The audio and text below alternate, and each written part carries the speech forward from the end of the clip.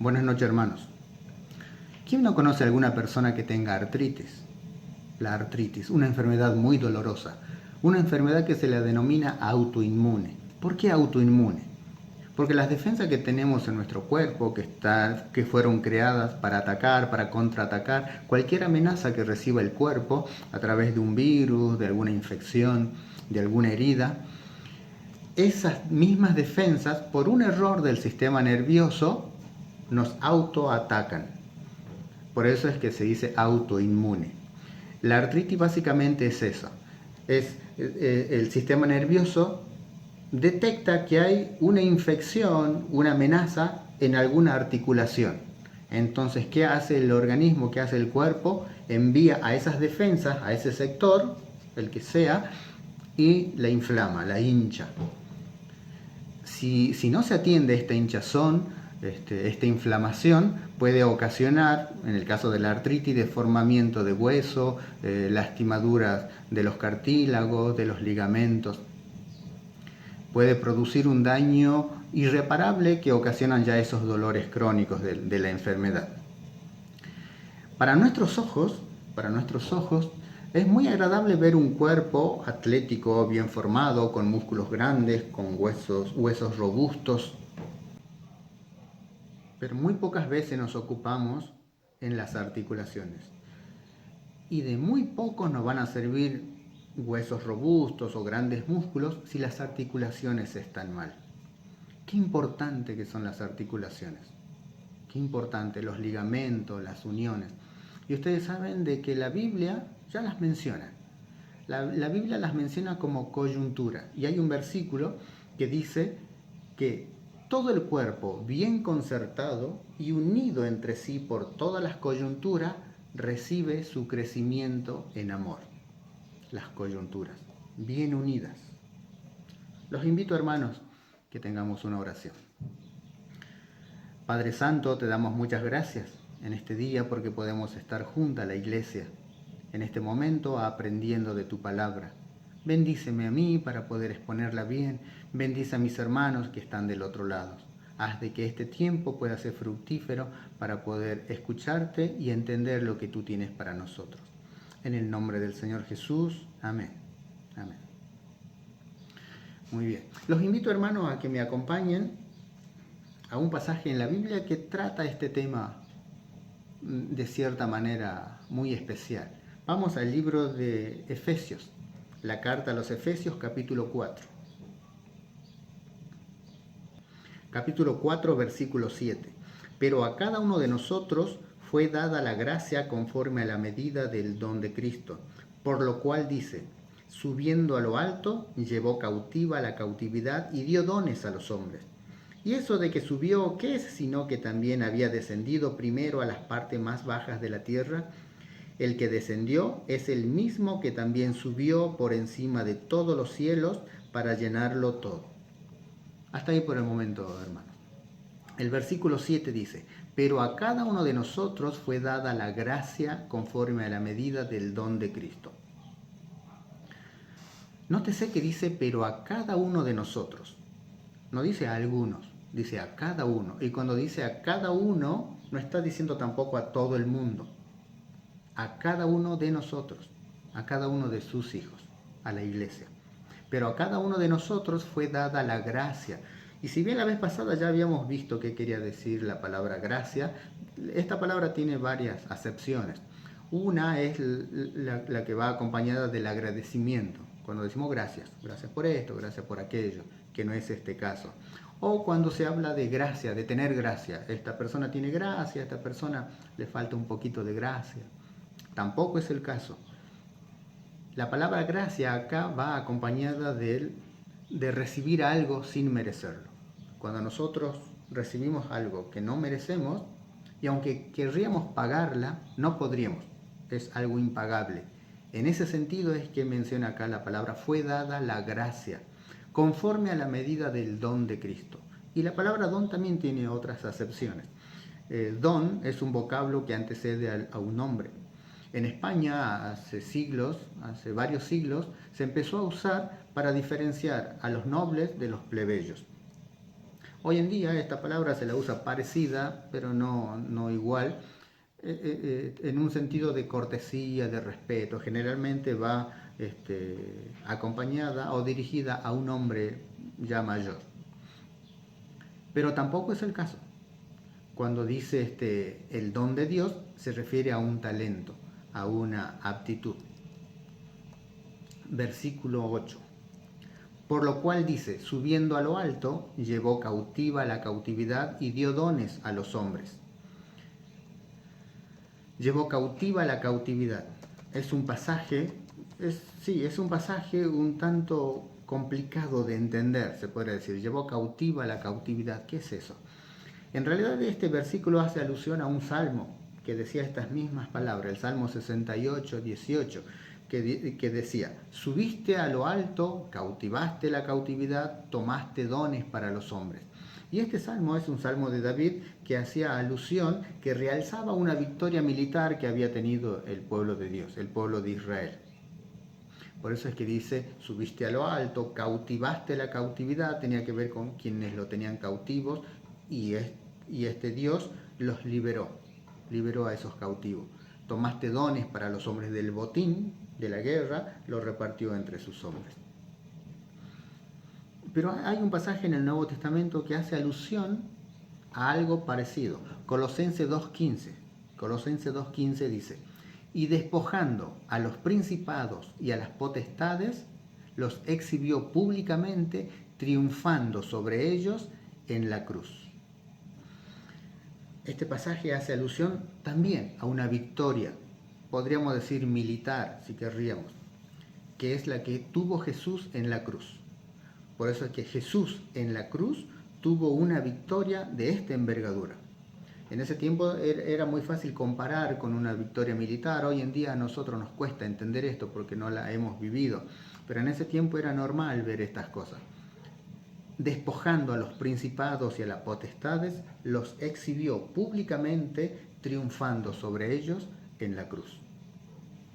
Versículo 9. Y eso de que subió, ¿qué es sino que también había descendido primero a las partes más bajas de la tierra? El que descendió es el mismo que también subió por encima de todos los cielos para llenarlo todo. Y eso que subió, ¿qué es sino que también había descendido primero a las partes más bajas de la tierra? ¿Cuáles son las partes más bajas de la tierra? Este pasaje puede estar haciendo alusión al descenso de Cristo en el momento que Él murió. Cuando Jesús descendió al Hades, a lo que la Biblia también llama el seno de Abraham. ¿Pero para qué descendió a ese lugar? El versículo 10 sigue diciendo, el que descendió es el mismo que también subió por encima de todos los cielos para llenarlo todo. Hay un pasaje en el Nuevo Testamento, en Mateo 12:40, que dice, porque como estuvo Jonás en el vientre del gran pez 3 días y 3 noches, así estará el Hijo del Hombre en el corazón de la tierra 3 días y 3 noches. Es muy probable que este pasaje, donde dice que descendió a las partes más bajas de la tierra, es que nuestro Señor Jesús al morir descendió a ese lugar, al Hades, al seno de Abraham. ¿Para qué? Esa es la pregunta, ¿para qué? Algunos interpretan que esta parte lo que quiso explicar es que el Señor Jesús en ese momento, al morir, al completar su obra, al morir por los pecados de los hombres, terminó su obra en cuanto a su sacrificio. Entonces descendió al Hades, al seno de Abraham, y cuando decía el versículo anterior, cautivó la cautividad, como queriendo decir, liberó a los cautivos, era eso mismo. Fue a ese lugar a liberar a los cautivos. ¿Quién eran los cautivos en el Hades? Eran los grandes hombres de Dios que ya habían muerto, a aquellos escogidos por Dios que ya habían muerto, que estaban durmiendo, estaban en un lugar esperando, que recién cuando Jesús culminó su obra, pudo liberarlos y llevó sus almas al cielo. Por eso es que dice el versículo anterior, cautivó la cautividad. El que descendió es el mismo que también subió por encima de todos los cielos para llenarlo todo. Él descendió liberó a esos cautivos que estaban en ese momento y se los llevó y llenó los cielos.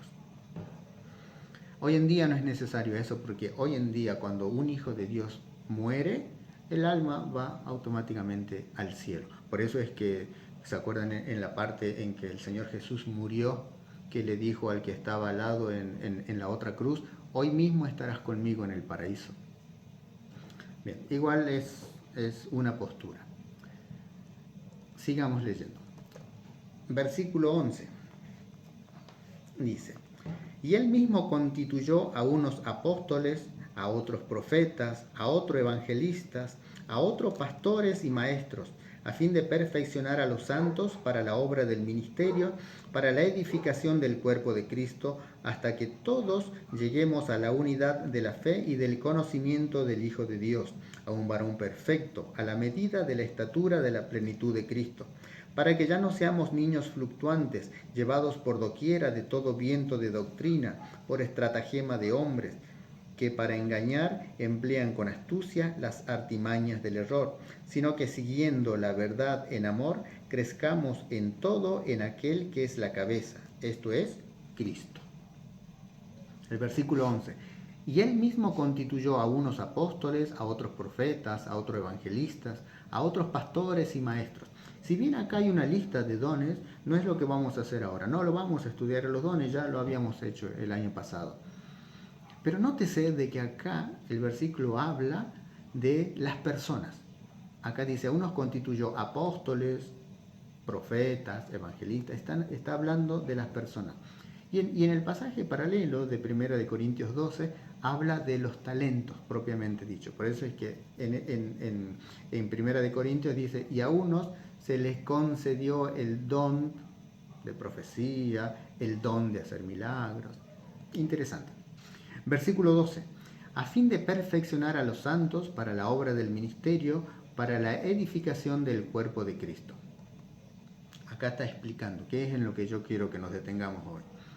¿Para qué son los dones?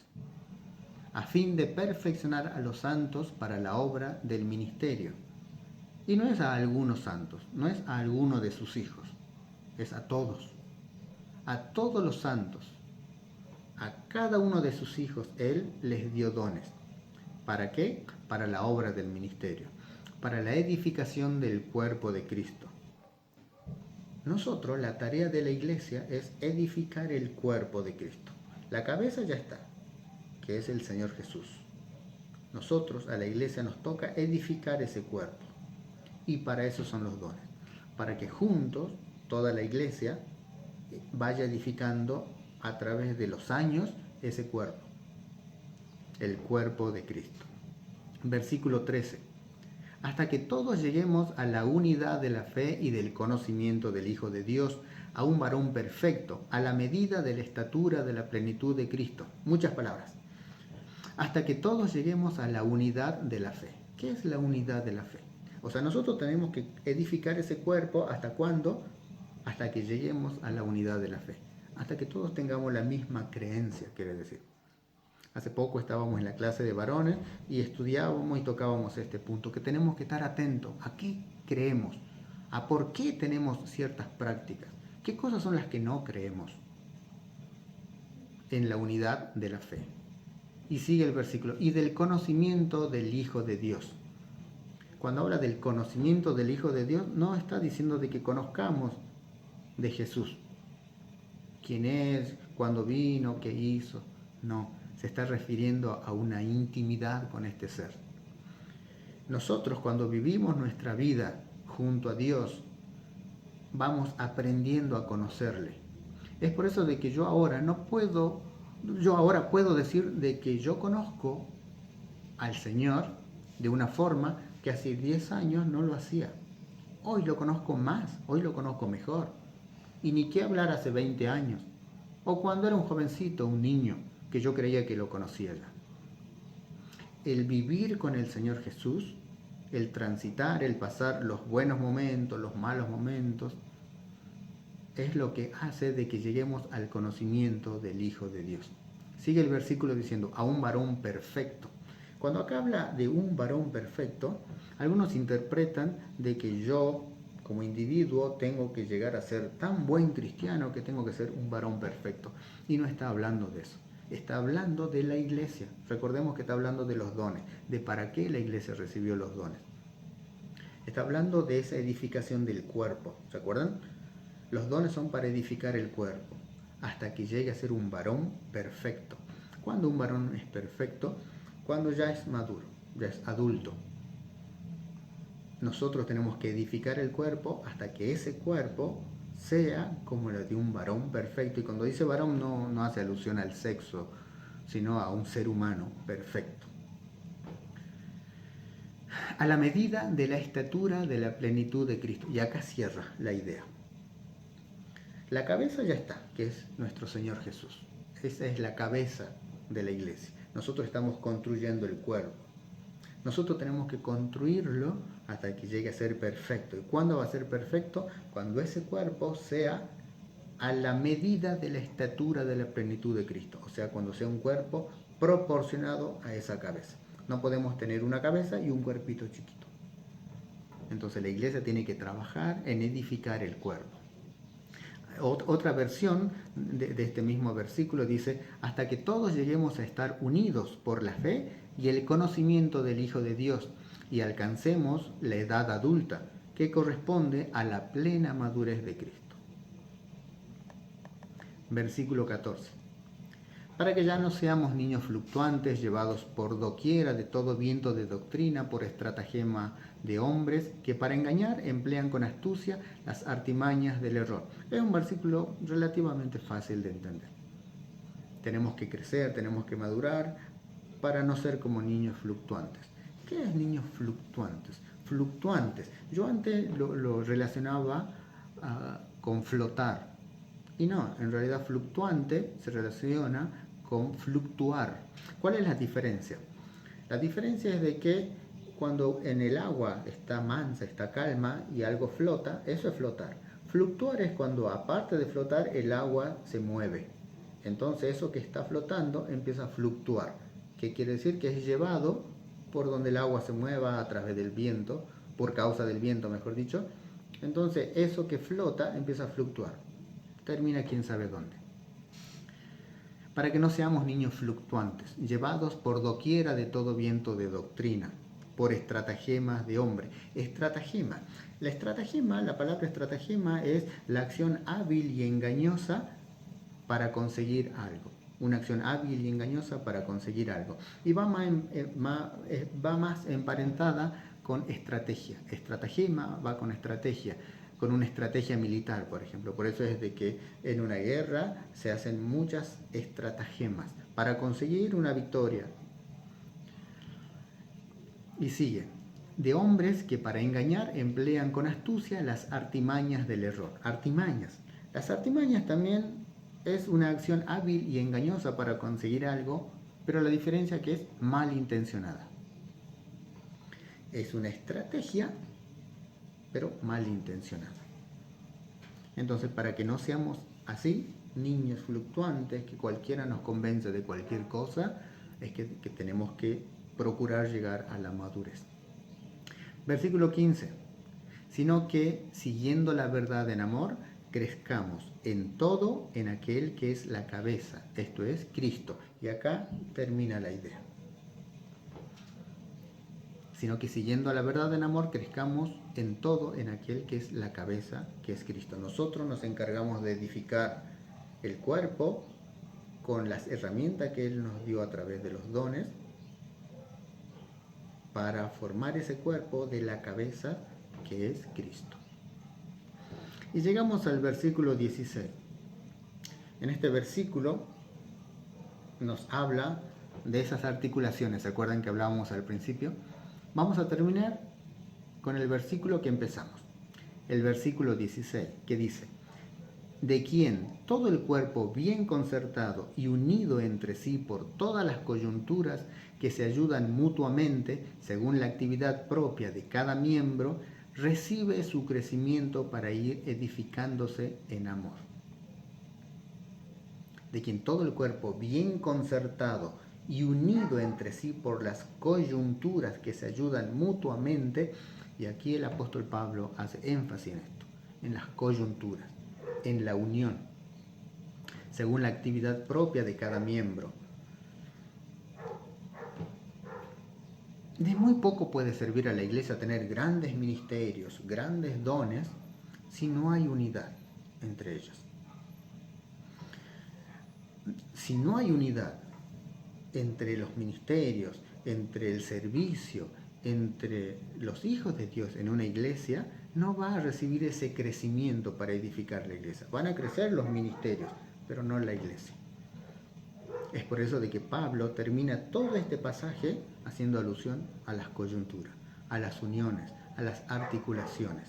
Así como en un cuerpo de nada sirve tener grandes músculos si la articulación está mal, en la iglesia también. En la iglesia también. Por eso de que, hermanos, tenemos que estar muy atentos a esas uniones que hay. Cada uno hace realmente en la iglesia tareas diferentes, pero no por eso tenemos que hacer nuestro trabajo y olvidarnos de lo que hacen los demás. No, mi trabajo tiene que estar relacionado con el de mi hermano. Mi ministerio donde yo participo tiene que estar en relación con el ministerio de mi otro hermano. Y todos los ministerios relacionados, unidos. Este pasaje que hemos visto hace alusión a 3 aspectos de lo que estamos hablando.